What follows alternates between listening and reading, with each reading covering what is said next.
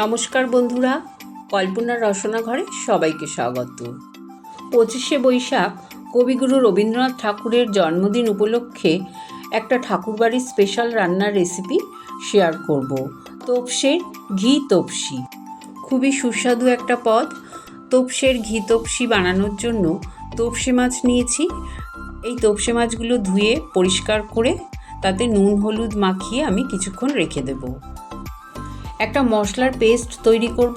Mixing জারে একটা বড় পেঁয়াজ টুকরো করে দিয়ে দিলাম, 1/2 ইঞ্চি আদা টুকরো করে দিলাম, 2 বড় সাইজের শুকনো লঙ্কা দিলাম, 1/2 চামচ হলুদ গুঁড়ো আর 1/2 কাপের মতন জল দিয়ে আমি একটা মশলার পেস্ট তৈরি করে নিলাম। মশলার পেস্টটা আমার করা হয়ে গেছে। গ্যাস অন করে আমি কড়াই বসিয়ে দিলাম। তাতে আমি দিয়ে দিলাম সর্ষের তেল। প্রথমে আমি মাছগুলো ভেজে নেব। তেলটা যখন খুব ভালো মতন গরম হয়ে যাবে তোপসে মাছগুলো আমি দিয়ে দেবো। কিন্তু মাছগুলো খুব বেশি কড়া করতে হবে না, জাস্ট 2 পিঠ একটু মাছগুলো সাঁতলে নেব। 2 পিঠ হালকা ভাজা ভাজা হয়ে গেলে আমি মাছগুলো তুলে নেব। মাছগুলো দেখো আমার হালকা ভাজা হয়ে গেছে। মাছগুলো আমি তুলে রেখে দিলাম। এবার ওই তেলের মধ্যেই আমি ঘি দিয়ে দেব। বইতে কিন্তু রান্নাটা পুরো ঘি দিয়েই করার কথা বলা হয়েছে, কিন্তু আমি পুরো ঘি দিয়ে করব না। আমি ওই তেলের মধ্যে 2 চামচ ঘি দিয়ে দিলাম। ঘিটা গরম হয়ে গেলে তারপরে আমি যে মশলার পেস্ট বানিয়েছিলাম সেই পেস্টটা দিয়ে দিলাম। আর এই মশলার মধ্যেই 1/2 চামচ চিনি দিয়ে দিলাম। চিনিটা দিলে মশলার কালারটা খুব সুন্দর হয়।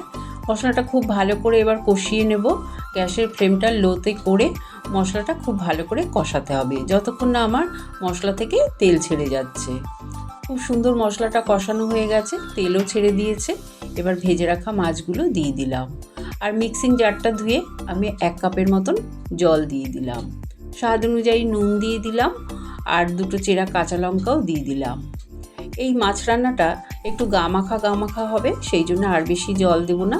ঝোলটা ফুটে উঠলে গ্যাসের ফ্লেমটা কমিয়ে ঢাকা দিয়ে কিছুক্ষণ রেখে দেব। আমি 8-10 মিনিট পর ঢাকনাটা খুলে নিলাম। দেখো মাছের থেকে সুন্দর তেল ছেড়ে দিয়েছে। রান্নাটা আমার প্রায় হয়েই গেছে। এবার আমি দিয়ে দেবো 1/2 চামচ ভিনিগার। ব্যাস, ভিনিগারটা দিয়ে গ্যাসের ফ্লেম বন্ধ করে দেব। তারপরে 10 মিনিট স্ট্যান্ডিং টাইমে রেখে আমি তোমাদের মাছটা সার্ভ করে দেখিয়ে দিচ্ছি। এত কম তেল মশলায় এত সুন্দর একটা যে রেসিপি হয় ভাবাই যায় না। ঠাকুরবাড়ির রান্নার বই দেখে আমি প্রথমে এই রেসিপিটা বাড়িতে বানিয়েছিলাম। গরম ভাতের সাথে রেসিপিটা অসাধারণ লাগে। তোপসে মাছের এই রেসিপি তোমাদের ভালো লাগলে কমেন্ট করে জানিও। আমার চ্যানেলটাকে লাইক শেয়ার করো। নতুন বন্ধু হয়ে থাকলে সাবস্ক্রাইব করো। সুস্থ থেকো, ভালো থেকো। ধন্যবাদ।